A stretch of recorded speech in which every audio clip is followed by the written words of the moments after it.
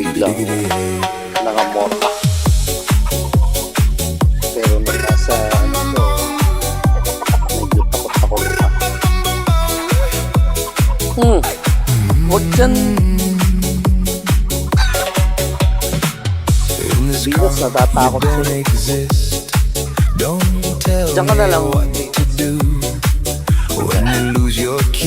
So, kagabi lang yung pinagpalit.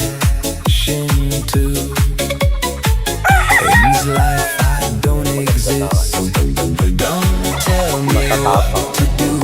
You look pretty young for someone with a PhD. Are you really my dad? You're old and sad. Ito, ano to? Black Macrae ang ako nito. Pag kaya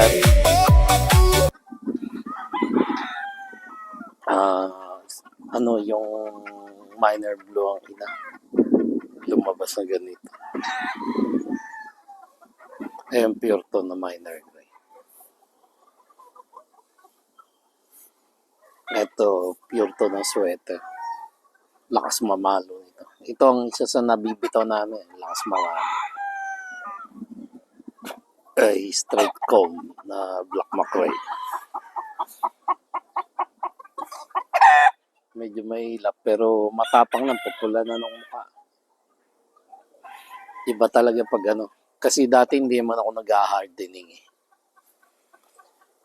napilitan ako mag-hardening kasi napansin ko talagang parang delay sa paglaki manok. Iba yung na-hardening. Isa pang Black Macrae. Ito. Ano to? Round head.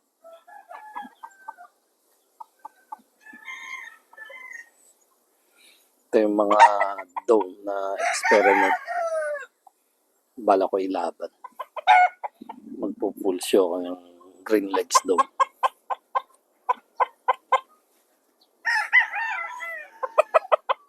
Mukhang may future. Hindi lang natin alam kung sa baka. Pero okay sila. Ganda. Mukha lang Tagalog.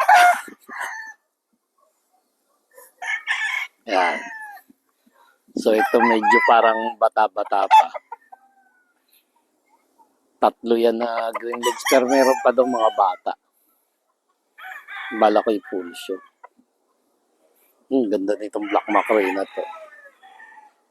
Itong maganda Black Macrae.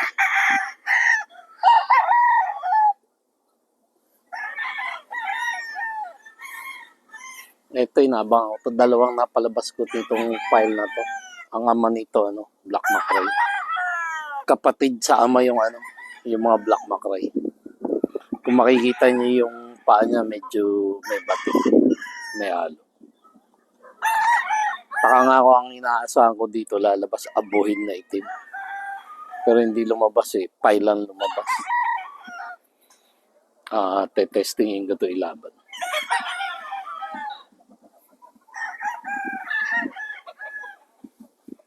Yan. Ito pure to na minor blue.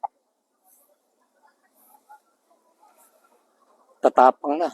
Pero doon sa hardening, medyo kala mo mga takot pa. Pero nung maitali, ito na. Tatapang ng gaganda mo pa. Kakaratuan tingnan. Baka pag naibitaw ko mga 2-3 tapos pungusan na. Para na. Pero itong mga ito hindi mga pure to pang materials. Yung iba kong ilalaban. Papupungusan ko.